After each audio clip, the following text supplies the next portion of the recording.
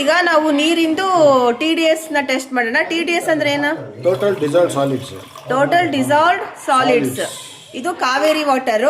ಇದು ನೋಡಿ 0 ಇದೆ, 139 ಬರ್ತಾ ಇದೆ. ಈ ಬಾಟಲ್ ನ ನೀರು ಕುಡಿತೀವಿ. ಇದ್ರದ್ದು ನೋಡೋಣ TDS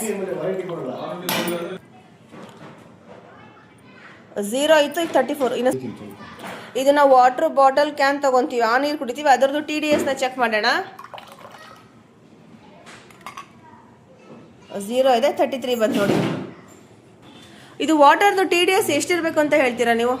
ನಮ್ಮ ಮನುಷ್ಯನ ಬಾಡಿಗೆ ಮಿನಿಮಮ್ 100ರಿಂದ 150 ಇದ್ರೆ ಒಳ್ಳೇದು.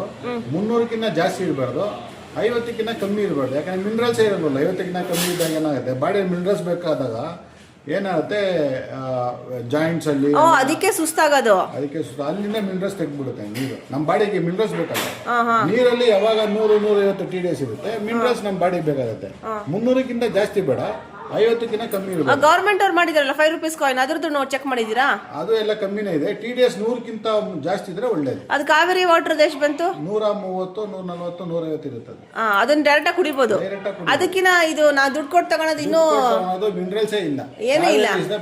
ಕಾವೇರಿ ನೀರ್ಕಿನ ಹೋಪ್ಲೆಸ್ ಇದೆ ಹಂಗಾರದು. ಇದು ಹೋಪ್ಲೆಸ್, ಕಾವೇರಿಗಿನ ಹೋಪ್ಲೆಸ್. ಇವಾಗ